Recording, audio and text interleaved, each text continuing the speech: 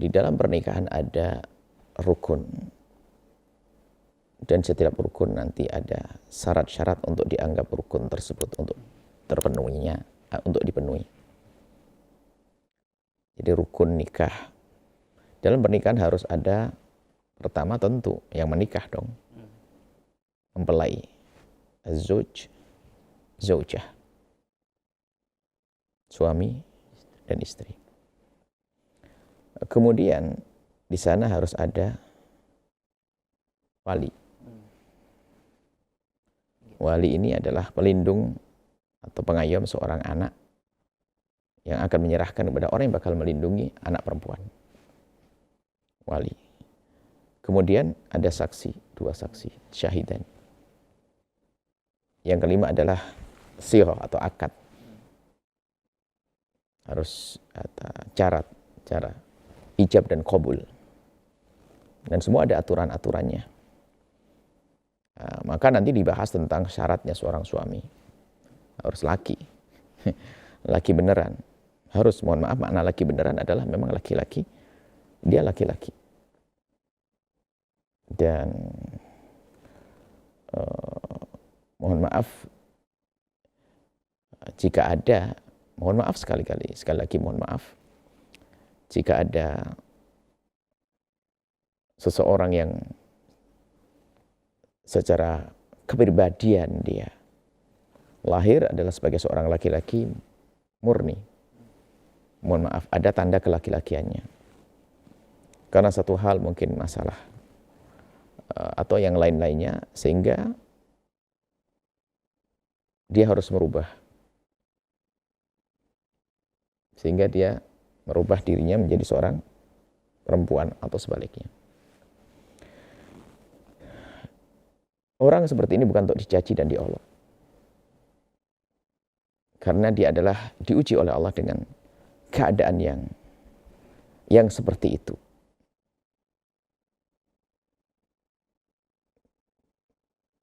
Kalau dalam bahasa lain adalah perlu dikasih sayangi.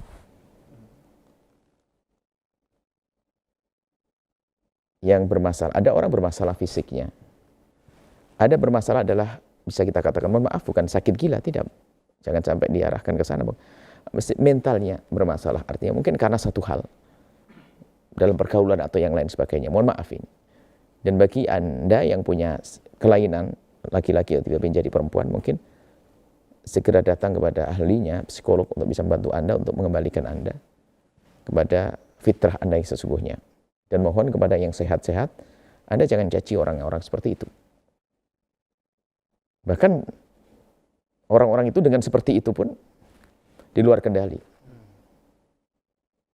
Mungkin bagi orang tidak nyaman, atau bahkan mungkin, apaan sih? Tapi dia sendiri menjalankan, dia laki-laki tapi dia gemulai dengan. Itu yang perlu kita hadirkan adalah kesadaran kepada orang tersebut untuk bisa datang kepada ahlinya, untuk bisa dikembalikan kepada kenormalan. Nah, kalau dia pada dasarnya asli laki-laki, kemudian dirubah jadi bentuknya saja seperti perempuan, dalam pernikahan nggak boleh dia berperan sebagai seorang perempuan. Biarpun mohon maaf dirubah menjadi alatnya sebagai perempuan. Warisannya pun dia tetap warisan laki-laki dia. Nah, ini harus difahami dia. Dia harus betul-betul seorang pria, suami adalah seorang laki-laki beneran, perempuan seorang perempuan. Nah, seperti itu. Dan mohon maaf kami sedikit bahas masalah itu. Justru harapan kami adalah jika ketemu orang-orang seperti itu bukan untuk dihinakan. Akan lebih yuk kita tolong bersama-sama. Kita tolong bersama-sama untuk bagaimana menjadi baik. Termasuk mohon maaf LGBT. LGBT adalah kelainan. Karena ibunya pun juga tidak mau, tidak terima. Bahkan dia sendiri yang punya masalah LGBT. Kalau punya anak perempuan kemudian menikah dengan perempuan juga setuju juga dia. Fitrahnya. Cuman dia akan ada kelainan di dalam dirinya. Maka yang diuji dengan LGBT, laki-laki senang dengan laki-laki sampai nggak mau dengan perempuan, atau perempuan dengan perempuan. Wahai saudariku, wahai saudaraku yang diuji dengan penyakit ini, Anda harus sembuh. Kami tidak mencaci Anda kok. Ulurkan tangan Anda, ayo. Biar ditolong oleh ahli-ahlinya, pakar-pakar psikolog. Bisa membantu Anda untuk kembali pada kenormalan Anda. Makanya kepada yang sehat jangan malah dilegitimasi, seolah-olah direstui. Berarti ini adalah bukan menolong dia.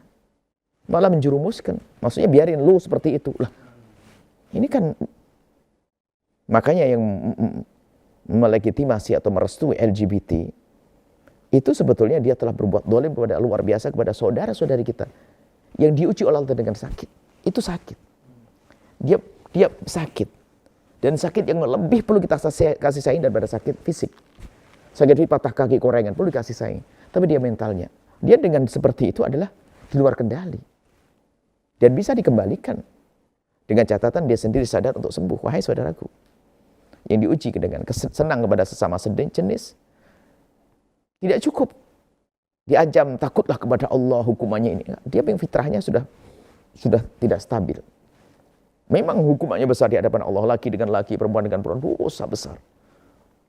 Akan tapi dia tidak bisa difahamkan makna ini karena dalam diri ada sesuatu yang berubah. Maka tugas semuanya untuk menolong mereka. Jadi tidak sah pernikahan perempuan dengan laki dengan laki, perempuan dengan perempuan tidak sah. Kisah LGBT. Justru kami ingin merindu untuk bertemu dengan mereka. Ya.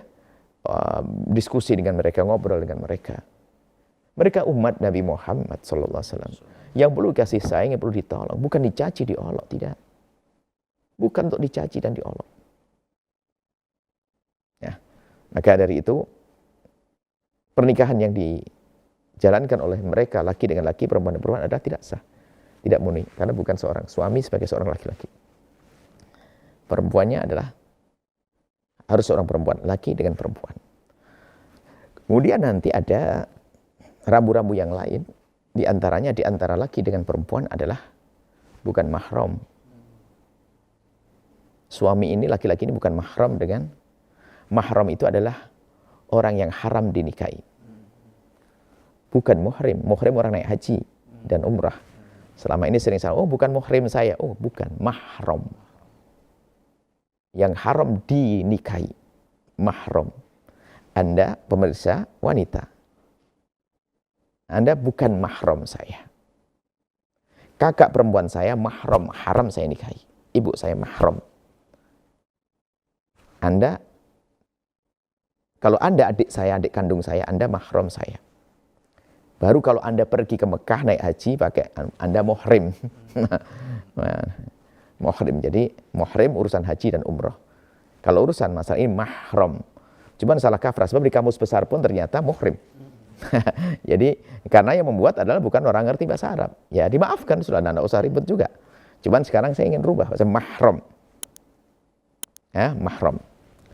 Nah, bagi Anda, kalau Anda seorang wanita yang haram Anda nikahi, dia adalah mahram. Mahram ada 2, ada 3. Mahram karena nasab, mahram karena susuan, mahram karena pernikahan. Ini harus diketahui. Laki dengan perempuan sama nanti syaratnya, tinggal dibolak-balik saja.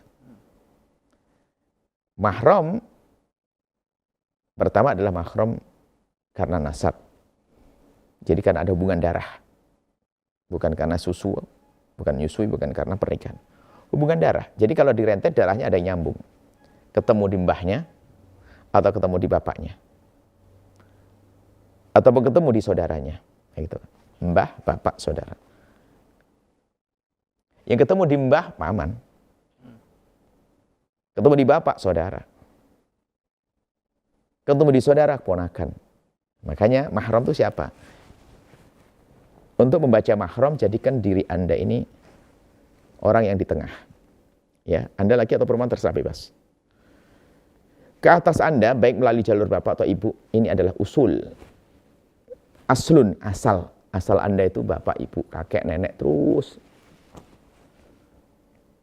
Selagi itu ke atas Anda kena, ayah Anda mahram bagi Anda seorang perempuan. Ibu Anda mahram. Nenek Anda sama. Mahram tidak boleh nikah. Jadi kalau saya ketemu Siti Hawa itu mahram ibu saya itu. Anda seorang perempuan ketemu Nabi Adam. Karena ke atas, terus ke atas. Jelas ini usul. Furu ke bawah. Anak Anda Ada seorang laki-laki punya istri, anak. Anak beneran, anak sah. Anak dalam pernikahan. Biarpun 1000 anak. Anak. Cucu ke bawah. Anak Anda punya anak Anda punya anak. Jadi ke bawah terus ini, sederhana. Jelas ya? Mahram seperti itu. Kemudian setelah itu apa?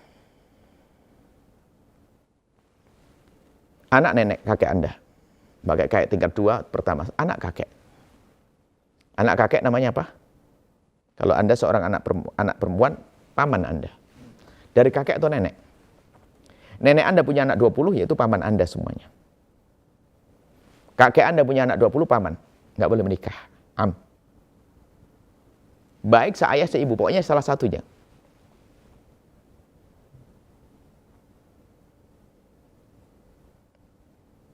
Jadi nenek, kakek.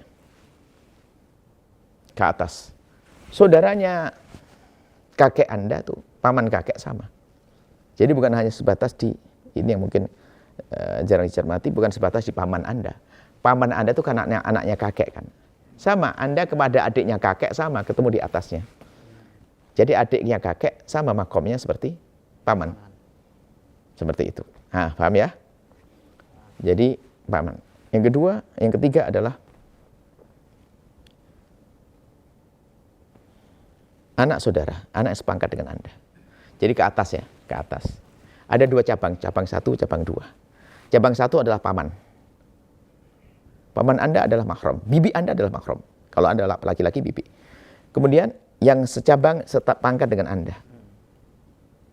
Anda punya saudara, seayah atau seibu, bebas. 1000 saudara, mahram semuanya. Sepangkat. Berapa? 3 ya?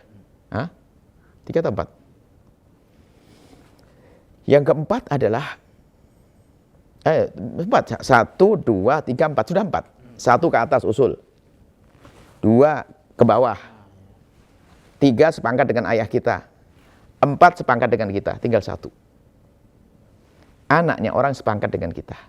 Siapa? Keponakan adalah mahram. Dan karena mahram tidak batal wudhu. Rambutnya bukan aurat. Ponakan kita buka kerudung di depan kita, nggak ada masalah. Ponakan. Seperti itu. Itu mahram karena nasab. Dan nanti diikutkan mahram karena nasab adalah karena susuan.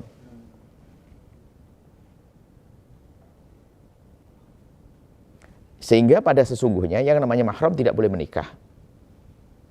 Dan seharusnya tidak ada syahwat. Bagaimana seorang ibu syahwat dengan anaknya? Enggak lah. Saudara dengan saudara enggak ada. Enggak ada syahwat seharusnya.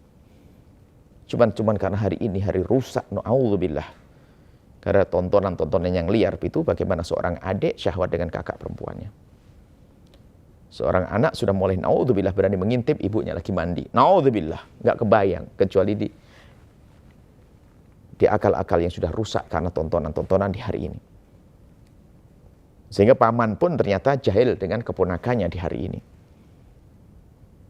Cuman bicara tentang mahram tetap saja itu haram untuk dinikahi. Seorang bapak ternyata karena dia terbiasa dengan film kotor yang disaksikan, ternyata dia harus merusak anaknya sendiri. Ada. Na'udzubillah. Ini sisi nasihat, hati-hati menjaga mata. Jadi mahram tidak boleh dinikahi. Sekaligus berduaan nggak ada masalah. Aslinya nggak mungkin timbul syahwat dengan anak kok, dengan ibu. Kebayangin sesuatu yang harus membangkitkan syahwat saja nggak bisa. Bayangkan adiknya, kakaknya, ibunya, nggak mungkin bisa. Karena itu kan karena sudah kekotoran hati, na'udzubillah. Pendidikan yang salah. Mungkin seorang kakak pura-pura masuk kamar adiknya, pura-pura masuk macam-macam, ya. Jadi kemudian susuan juga. Bagaimana dengan susuan? Susu dan ada air susu. Dengan catatan adalah 5 susuan. 5 susuan yang dianggap cukup. 5-nya bisa saja. Jadi nyusu berhenti. Lepas nyusu berhenti, lepas. Tidak harus berturut-turut, juga tidak harus berganti hari. Bisa saja nyusu, noleh. Balik lagi nyusu, noleh. Kok dihitung 5 kali sudah? Khamsaratu'an yuharrimna, mahram lah. Siapa yang jadi mahram? Ya, yang punya susu sebagai ibu, jadi ibu. ibunya sebagai jadi ibu, mahram seperti ibu. Tidak boleh dinikahi. Jadi kalau Anda pernah nyusu dengan seorang perempuan, maka itu ibu Anda. Ibu sesusuan. Maka Anda tidak boleh menikah dengan dia. Nanti berlaku semuanya. Anak-anaknya ibu itu jadi saudara sesusuan. Biarpun anaknya sendiri nggak nyusu. Mungkin ada seorang ibu punya anak. Baru lahir belum dapat nyusui, anaknya diambil sama orang. Hilang. Cuman karena sayang susunya banyak, Anda, bayi sebelahnya nangis, Anda dikasih susu. Giliran yang ini ibunya meninggal. Ya? Hanya semoga Anda tidak harus Anda. Akhirnya Anda dirawat oleh ibu ini. Berarti Anda anak susuannya. Tiba-tiba tak taunya ada kabar setelah umur 10 tahun berikutnya, ada berita bahasanya. Rupanya mengambil kemarin orang depresi, sekarang kembalikan. Itu anak saya ambil 10 tahun yang lalu, dikembalikan, benar. Berarti anaknya sendiri tidak pernah nyusu kepada ibu tersebut. Justru Anda nyusu, berarti Anda tetap saudara susuan. Atau sama-sama nyusui. Karena seorang ibu yang sehat, segar bugar, sehat, susunya banyak. Lah ini tetangga ini banyak anaknya nangis, tetangganya sok. Nggak mau nyusui anaknya, kasihan, disusui sama dia. Satu kampung anak susuan semuanya. Nggak boleh saling menikah satu kampung itu. Adapun urutannya, adapun bagi laki-lakinya, siapa yang dianggap bapak susuan? Perhatikan. Yang dianggap sebagai bapak susuan adalah yang punya susu. Yang menjadi sebab keluarnya susu, yaitu yang menghamilinya dengan hamil yang halal. Sehingga bapak yang menghamilinya, bukan suaminya, belum tentu suaminya. Jangan salah ya. Belum tentu suaminya si ibu. Tapi yang menjadi sebab punya susu. Ini sedikit yang harus dipahami. Tentunya para santri sangat mudah paham. Tapi bagi sebagian mungkin, kok bisa begitu? Iya. Jadi, Anda menikah dengan seorang perempuan. Hamil, kemudian setelah hamil ada susunya. Maka Anda yang punya susu. Karena Anda menjadi sebab keluarnya susu dengan kehamilan Anda. Maka Anda ayah susuannya. Maka Anda, kalau susu itu diberikan ke anak-anak yang lain, anak itu anak susuan Anda. Anda punya susu. Contoh, tapi suami, tapi bukan susunya. Ada. Seorang perempuan hamil tua. Suaminya meninggal dunia atau dicerai. Suaminya meninggal dunia, hamil tua. Habis hamil melahirkan. Habis melahirkan selesai masa iddahnya kan? Dia nikah dengan laki-laki. Anda nikahi dia. Contoh. Anda seorang laki-laki nikahi sang wanita tersebut. Dia punya susu. Anda suaminya. Dia nyusui anak. Maka anaknya ini bukan anak susuan Anda. Karena susu ini bukan susu Anda. Ibaratnya begitu. Nah, kemudian sama. Mohon maaf gambarannya. Kalau saya nyusu pada seorang ibu, saya anak susuannya. Lalu kakeknya kakek susuan ke atas. Sama kayak tadi urutan nasab. Paman juga sama. Anak saya perempuan, anak saya laki-laki dengan ibu tersebut mahram. Karena cucu susuan. Semua kasusnya seperti itu. Ini susuan. Jadi bisa. Kemudian, maka kami ingatkan ini adalah tambahan. Susu yang diberikan syaratnya untuk dianggap sebagai anak susuan, ada 2 syarat. Yang pertama adalah 5 kali susuan. Yang kedua diberikan saat bayi belum mencapai 2 tahun Hijriah. Nah, kalau sudah tua nyusu, seorang suami nyusu pada istrinya, ya nggak akan dianggap sebagai anak susuan. Jadi ini anak kecil di bawah 2 tahun menyusu. Nah kemudian susunya itu diambil saat hidup.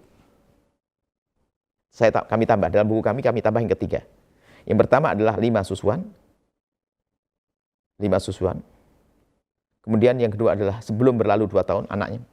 Ada tambahan ketiga, susu diambil saat hidup. Biarpun diberikan setelah meninggal. Sengaja ini kami isyaratkan tentang bank susu. Dalam buku kami hadirkan untuk memahamkan tentang bank susu. Jadi bank susu itu berarti, sehingga ada seorang perempuan mungkin karena susunya lancar sekali, jadi dibuang sayang, bahkan bermanfaat. Kami ketemu di Malang itu ada. Di Malang kami ketemu dengan ibu-ibu yang ternyata mereka itu menampung susu-susu, menyiapkan susu ASI yang sesungguhnya. Karena demi menjaga anak-anak generasi ke depan itu jangan sampai susunya susu sapi lah atau begitu. Jadi ada satu bank susu dan itu, nah, maka harus perhatikan, dicatat. Misalnya ditaruh di satu botol begitu, susu ini yang sudah diawetkan, dibekukan, tidak ada masalah. kemudian diwadahi, disusukan anak. Kalau terjadi kasus 5 susuan, sudah menjadi anak susah. Saudaranya saudara susu, jadi bank susu. Seperti itu. 2 tahun, sebelum 2 tahun, 5 kali susuan, kemudian diambil saat hidup. Biarpun diberikan setelah mati. Diambil waktu hidup. Baik, kemudian tinggal yang terakhir adalah mahram karena pernikahan.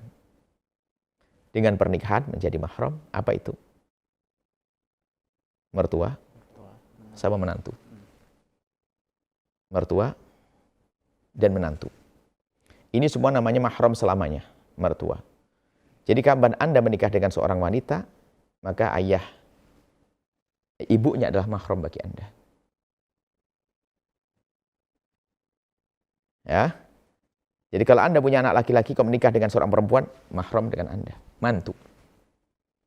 Jadi menantu adalah mahram. Sehingga mantu tidak boleh menikah dengan mertua. Misalnya istrinya meninggal dunia, mertuanya masih muda misalnya, nggak sah. Karena sudah jadi menantu. Nah, ini adalah mahram selamanya. Ada nanti mahram yang sementara.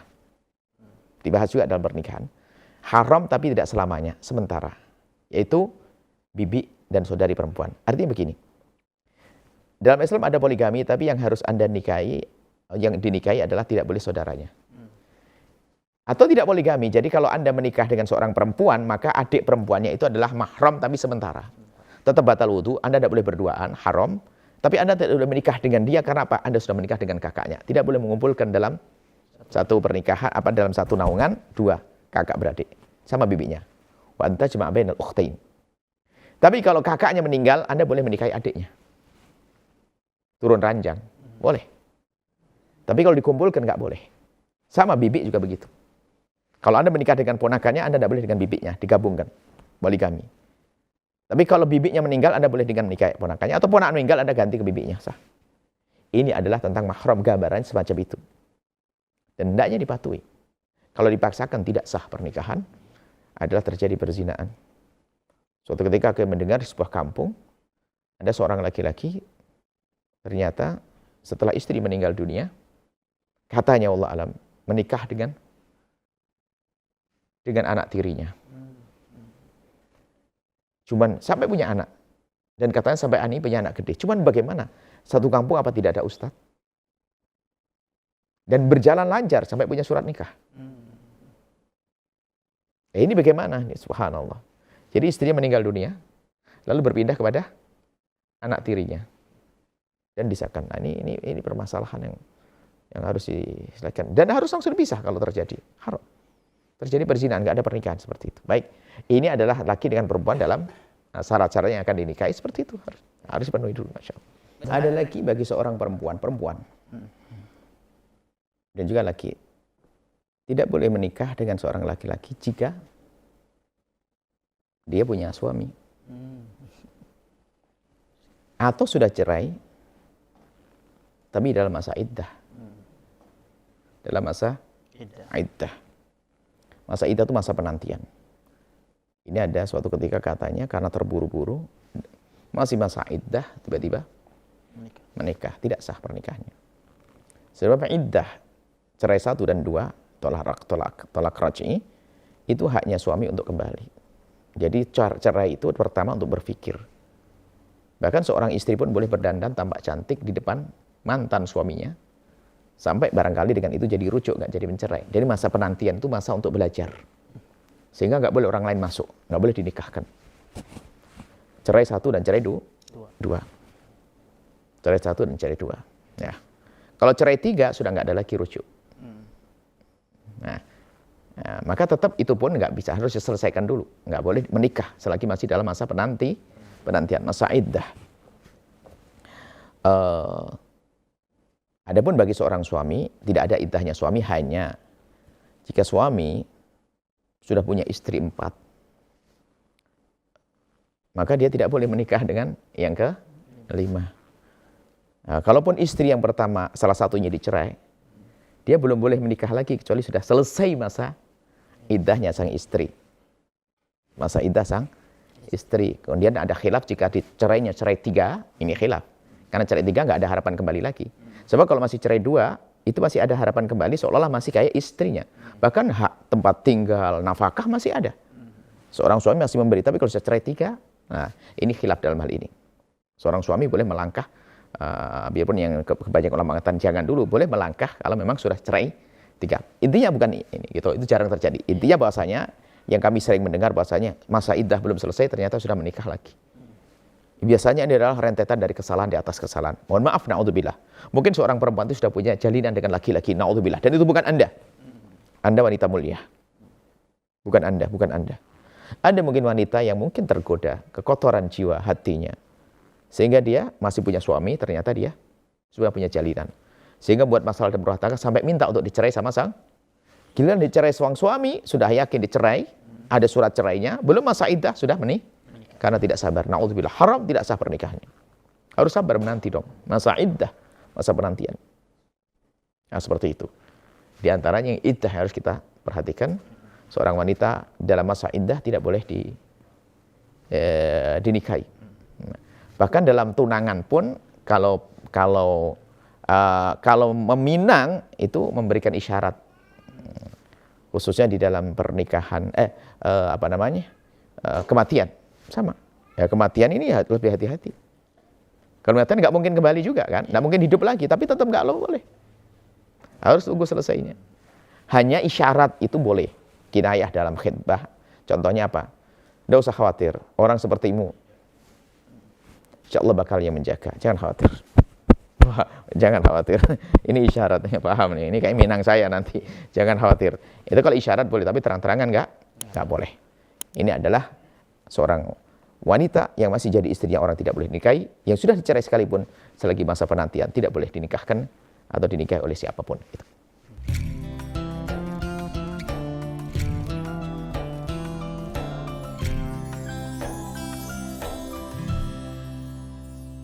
Sahabat Al-Bahjah TV, setelah menyaksikan video ini, jangan lupa bersolawat kepada baginda Nabi Muhammad. Shollu ala Nabi Muhammad. Allahumma sholli alaihi wa ala alihi wa sahbihi.